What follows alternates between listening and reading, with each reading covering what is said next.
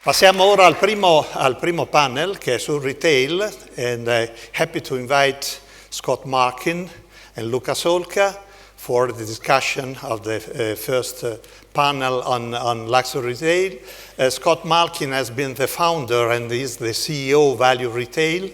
His family has been for decades in the real estate business. His family owned for a certain period of time the Empire State Building in Manhattan, and he created early 90s Value Retail after working having the opportunity of working in the retail business with the gurus of the likes of the great refounders, Marvin Tauber of Bloomingdale or Bertansky of Neiman Marcus. Please take a seat.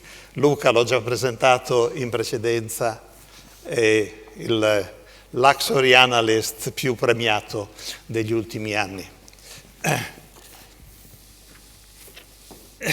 You, Scott, had the opportunity recently in an interview on WWD of presenting a broad reflection on luxury retail about the meaning of customer experience.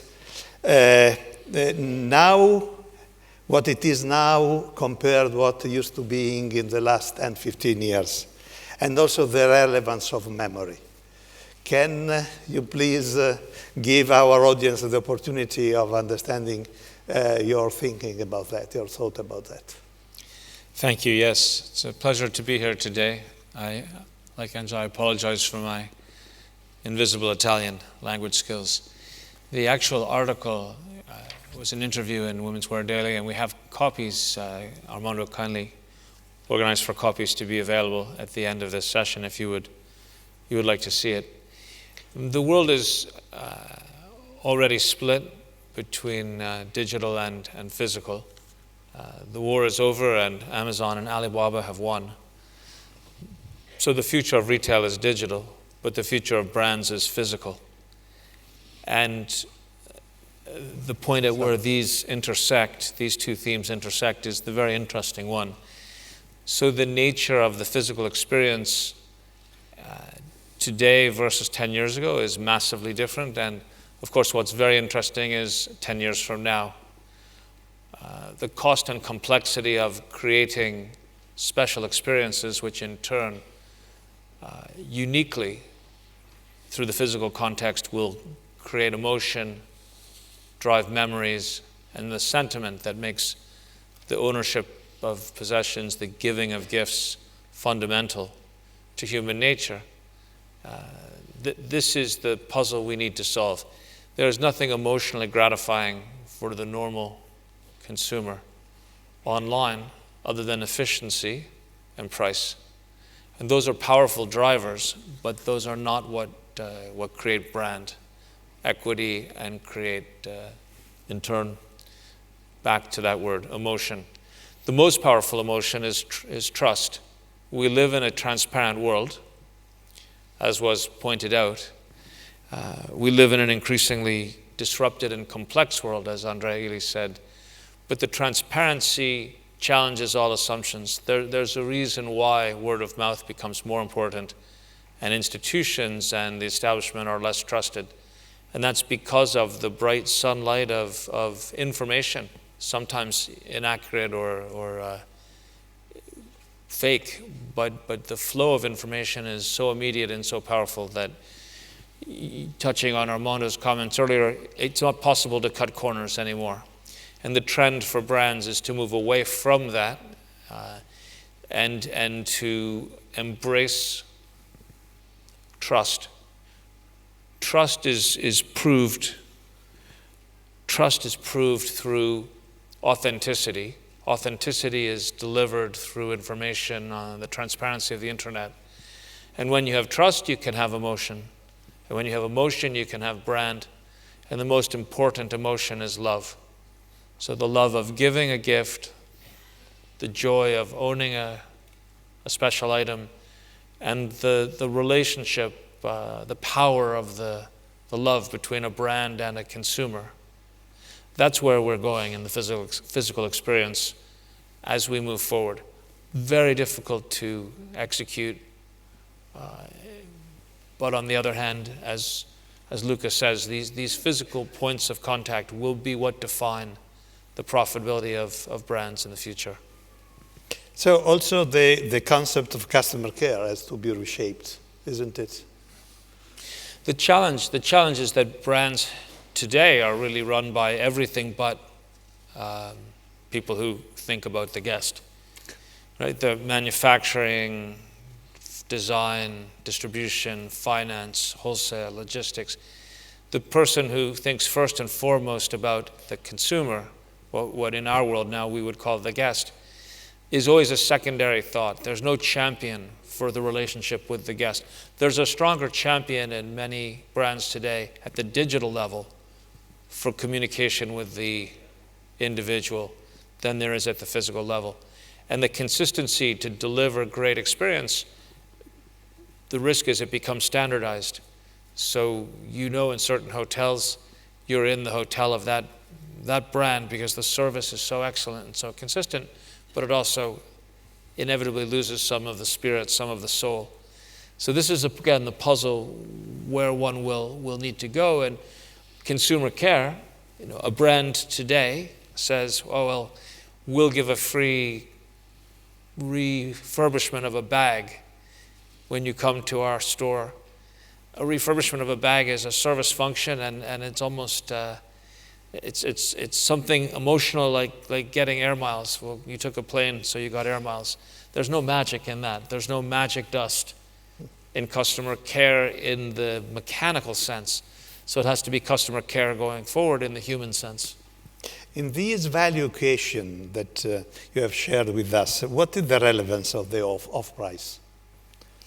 The off-price becomes crucial because the off-price is a place where the brands for eternity have been cutting corners, jobbing the stock houses, and more recently attempting online to dispose of surplus stock, or the outlet channel where we are active, but I wake up in the morning and I think of Mr. Bertelli telling me, don't use the word outlet, it's not outlet.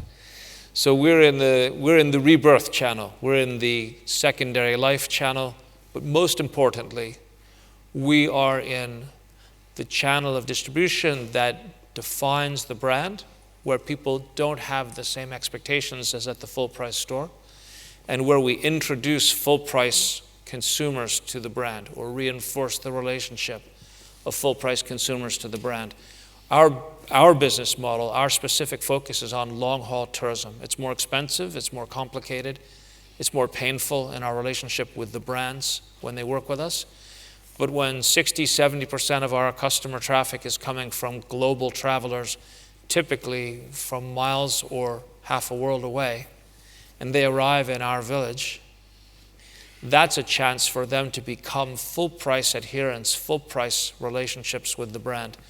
So we like to joke, for example, that our project Bicester Village outside of London is Terminal 6 at Heathrow Airport. It's the shopping without the planes. So there's no rush for departure. But there, as an example, approximately 2/3 of the visitors last year did not own an EU passport. They came from outside of the EU. So where can you find 5 or 6 million non-EU, high price point, price insensitive, brand inquiring shoppers? It's very rare. So we're in the business of delivering the right feed to the brand and then working with the brand, which we increasingly do through back to customer care. We do with École Hôtelière de Lausanne. We have bespoke special programs now to work on the experience of the guest in the store, in the boutique, which is owned and controlled by the brand. But in the tradition of Marvin Traub and great merchants, that's what the Grand Magasin always did. There was magic dust there.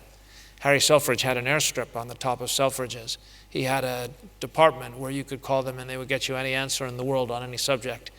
All these things that didn't produce direct revenue, but produced emotional connection. And that's where the world is headed now.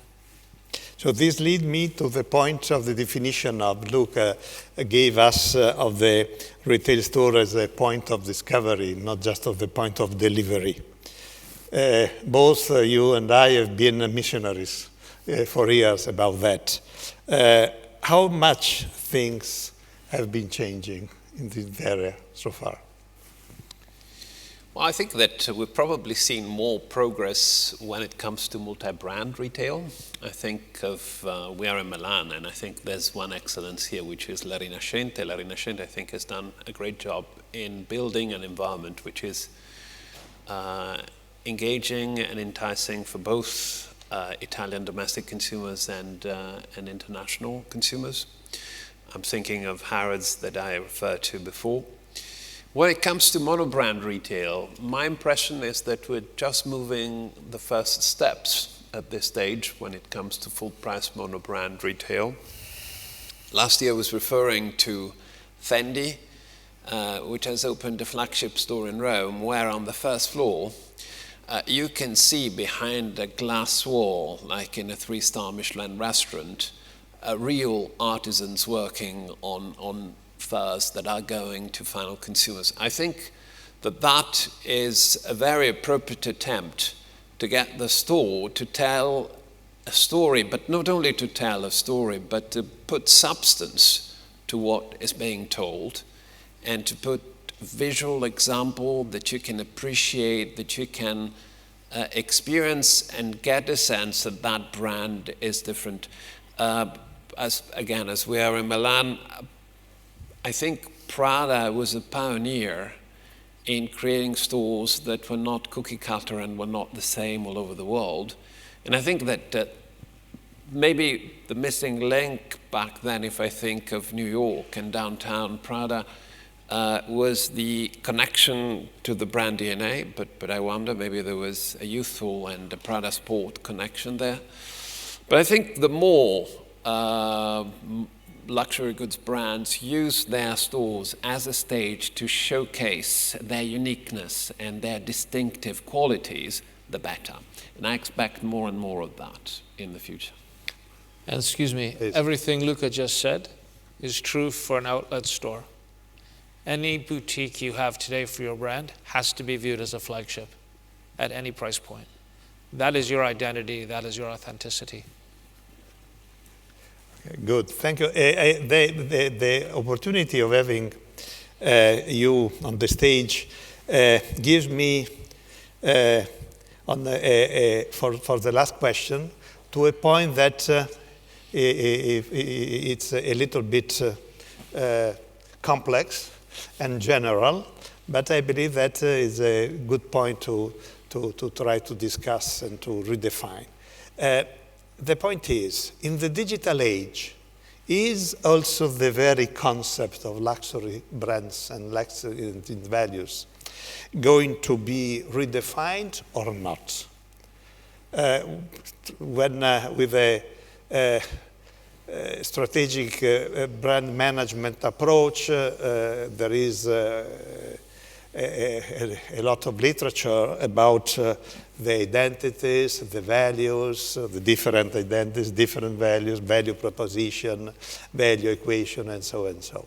In your view, is the digital age spurring a different definition of that, or just a certain, so to say, a small adaptation?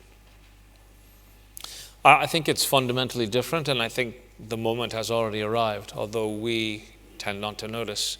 As with most things, someday someone wakes up and says, what just happened? But it was building for a long time, and this is what Luca is very good at, is seeing this evolution rather than waiting for the surprise. In terms of product and artisanship and excellence, I don't think that's changing. I think that's growing more powerful. That's reinforced by the digital world.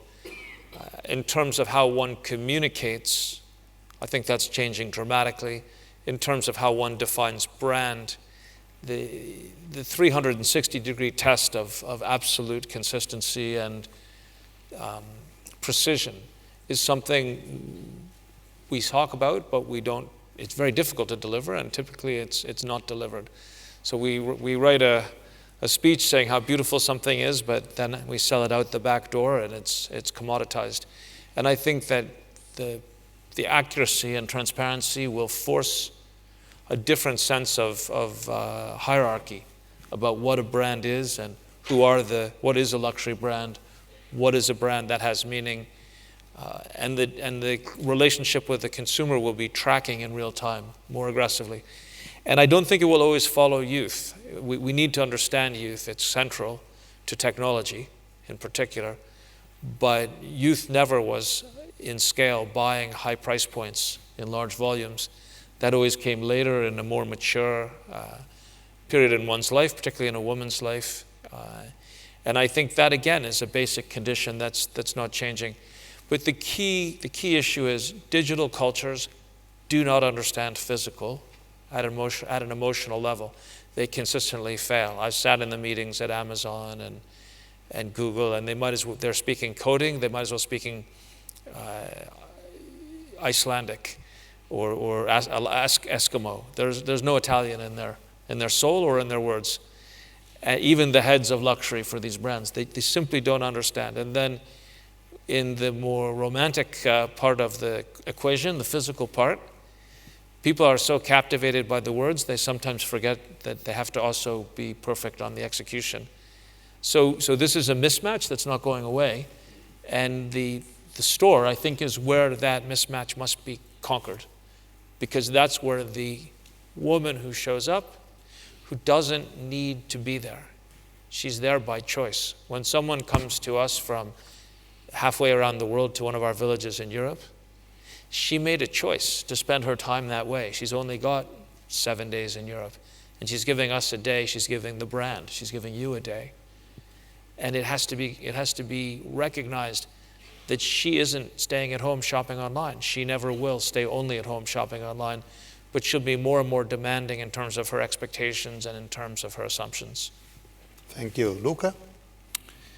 I must say I agree with Scott. I think that it's probably this situation of luxury brands learning digital rather than digital learning luxury reminds me of when I moved into the stockbroking industry. I started off, I was recruited by a New York broker, and when I had the offer letter signed, I dared to ask the question, how am I going to be able to advise people on stocks? I know nothing about the stock market.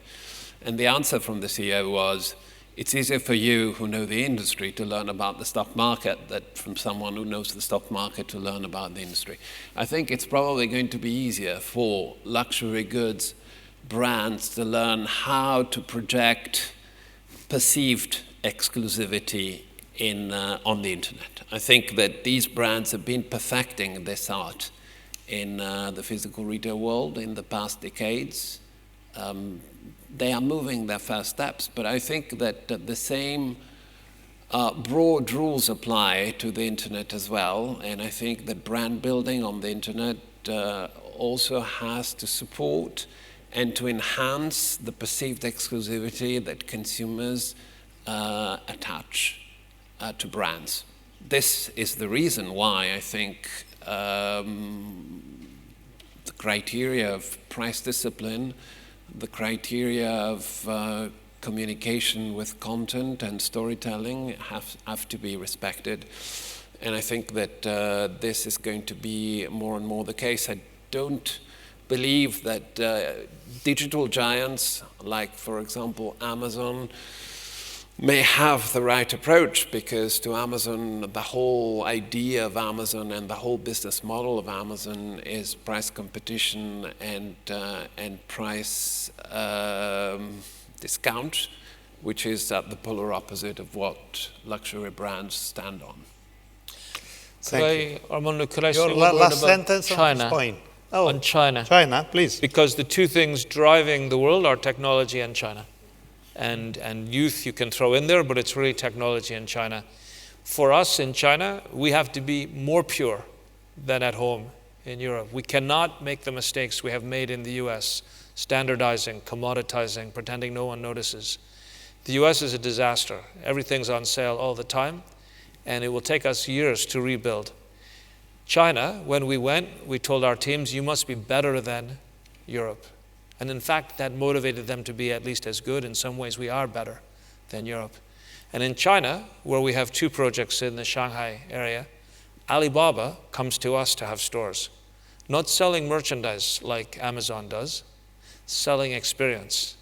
They put all their network into our locations, into our villages, to bring guests, and the kind of thing they do is you come in and you can smell the 5 senses, right? You can smell the different types of food from the different regions of China, and you can see the pictures of the food, and you can associate that moment, that experience with Alibaba, because they can't do this online on your computer. And then as you leave, they help you order the food to be delivered from that region of China, the restaurant in Shanghai, to your home that night. So they are really saying, how do we capture people, but how do we find a way to talk to people in a place where they're already coming, where they are of the sentiment and the character to make a good fit with Alibaba. In the end, culture is destiny, and we must be stronger than we have ever been in promoting, defining, and supporting brands. Okay, thanks a lot, Scott. Thanks a lot, Luca.